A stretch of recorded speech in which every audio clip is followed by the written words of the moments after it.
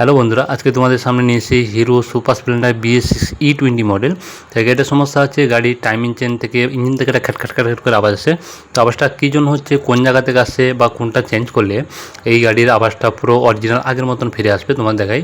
তো গাড়ি কিলোমিটার মাত্র চলেছে 15,500 করতে, একটা 15,000 সামথিং 16,000 মতন ঘুরেছে। তো এই গাড়িটা প্রথমে স্টার্ট করে ইঞ্জিনের সাউন্ডটা শোনাচ্ছি তোমাদের। তো সাউন্ডটা শুনেই বুঝতে পারছো ইঞ্জিন থেকে একটা খ্যাট করে আওয়াজ আসছে ইঞ্জিনের ভেতর থেকে।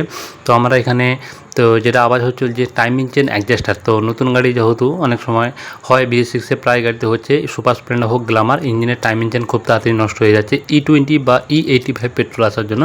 তো আমরা এখানে টাইমিং চেন অ্যাডজাস্টার আর টাইমিং চেন অরিজিনাল নেবো। চলো সব কিছু খুলে নিই, তারপর তোমাদের দেখাচ্ছি। তো আমরা সব কিছু খোলা হয়ে গেছে। এবার তোমাদের দেখাই যে আমরা টাইমিং চেন আর অ্যাডজাস্টার চেঞ্জ করার পর তো গাড়ির সাউন্ডটা কেমন হয়েছে। ভিডিওটা শেষ পর্যন্ত দেখতে থাকো, দেখলেই বুঝতে পারবে। তো ফাইনালি আমরা সব কিছু ফিটিং করে নিয়েছি। এবার তোমাদের গাড়িটা ফাইনালি স্টার্ট করে দেখাচ্ছি যে ইঞ্জিনের সাউন্ডটা আগের তুলনায় এখন কতটা ভালো বা স্মুথলি এসেছে। ভিডিওটা ভালো লাগবে লাইক শেয়ার কমেন্ট করবে, বন্ধুদের সাথে শেয়ার করবে।